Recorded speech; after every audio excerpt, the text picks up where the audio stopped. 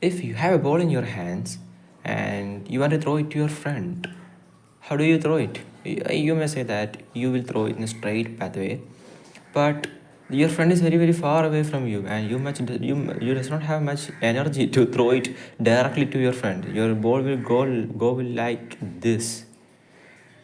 It will not reach your friend. It will collapse to the ground. Then how will you throw?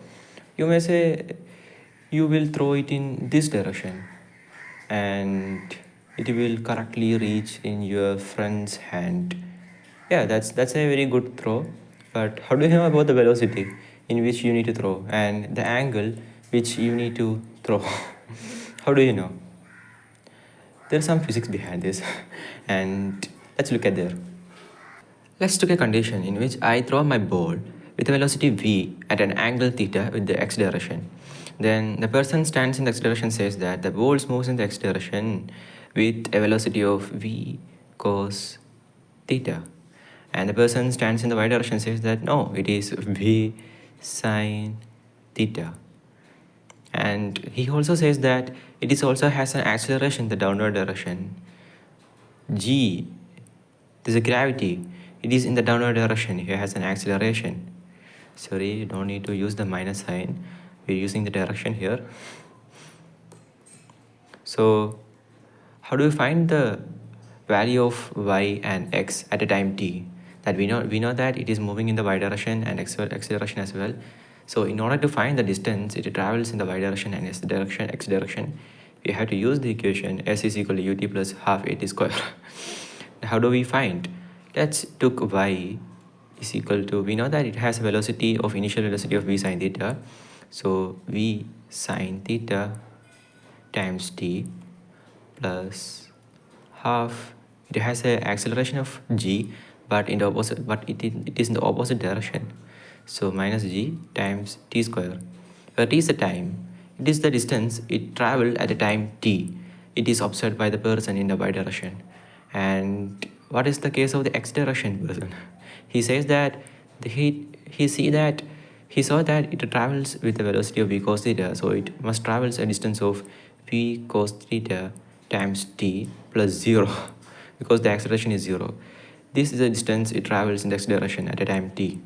Yeah, that's a very good observation by the two observers, and it is just like this.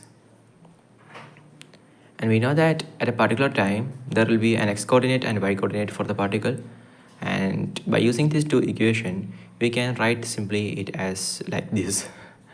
So we need to worry only about what is the time, and if we know the time we can find the x coordinate and y coordinate of the particle in this coordination geometry. Let's say if the time is equal to 1 second, then what will be the x coordinate and y coordinate? We know that it should be v cos theta and v sine theta minus g by 2. This is the x coordinate and y coordinate of the particle at the time t is equal to 1 second. But my question is not that. My question is what is just happening, or what is the time at which the ball hits the ground? Try to pause this video and think about that. What are the things happening at the time when it reaches the ball, when the ball reaches the ground? Okay, you may say that yeah, the y will be equal to 0. Yeah, right, the ball when reaches the ground, the y should be equal to 0. So applying the y equal to 0 in this equation, what would we get? We get v sine theta times t minus gt square divided by 2 will be equal to 0. Yeah, that's true. But there's one more thing. That is, at the time t is equal to 0 also, the y is equal to 0. So at the time t is equal to t also, the y is equal to 0. We need this thing. We don't need this. So if we rewrite this equation, we can write this as t times v sine theta minus gt divided by 2 will be equal to 0. It implies that either t is equal to 0 or v sine theta minus gt by 2 is equal to 0. But we know that t is equal to 0 is not our solution. This is our solution. And And if we rewrite this, we would get time is equal to v sine theta divided by g times 2. This is the time. It is known as the time of flight, in which how much time does the ball take to hit the ground. It is 2v sine theta divided by g. And my next question is, how much is the distance, x distance it travels during this time, that at the time t, how much distance this ball is traveled. And we know that v cos theta into t is equal to the x. So just put the t in this equation is enough for finding the value of the x, that is the horizontal range. So the horizontal range h will be equal to, let's make a boundary, v cos theta times 2v sine theta divided by g, and this can be written as v times 2 sine theta cos theta divided by g, and this can be also written as v sine 2 theta divided by g. This is the horizontal range. So if a person who is throwing the ball with a velocity v at an angle of theta, then the ball hit it at a point x at the horizontal range of v sine 2 theta divided by g. So if my friend is at this distance, then I need to throw with a velocity v at an angle theta. I can choose which angle and which velocity I need to throw the ball. This is the story of the first story. Suppose our ball is moves in this trajectory, like this. It is x coordinate and this is the y coordinate, and let's suppose it is gone at with a height of h. Then I need to find the height h, because there are some restrictions for the height, whether there are some buildings in the height. So I need to decrease the height of the ball, but I need to find with what velocity and angle I should throw the ball to reach a height of h. That's my goal. And if you see, this height is actually the y component. So we need to just find the maximum of this y, max.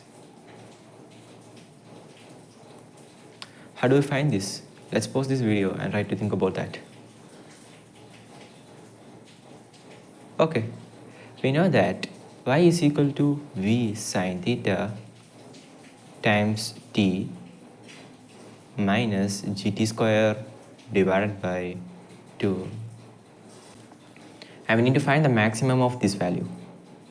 If you try to draw the diagram of how the value of the y, which changes with the t, let's this be the t axis and this be the y axis, we can see that at the time is equal to 0, the y is equal to 0, and at the time is at the t, y is at also 0. And if we draw the diagram, we can see that it should be like this. So we need to find the value of the y at this point. How do we find? Let's pause this video and try to think about that. We can see that at this point, if we draw the tangent to the graph, its slope is equal to 0. And we know that the slope of the tangent will be equal to the derivative, that is dy by dt at that point. So we need to find the derivative of this y, and that is dv by dt is equal to, firstly we need to differentiate this term, that is v sine theta, and this term with respect to t, that is g times t, and this term need to be 0, and we need to find the time at which this term is equal to 0.